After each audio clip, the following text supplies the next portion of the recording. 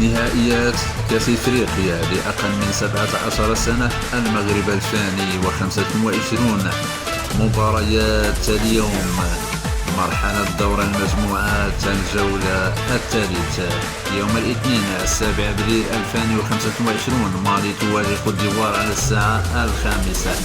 أنغولا تلاقي أفريقيا الوسطى على الساعة 5. السنغال تواجه الصومال على الساعة 8 مساء. غامبيا تلاقي تونس على الساعة 8 مساء.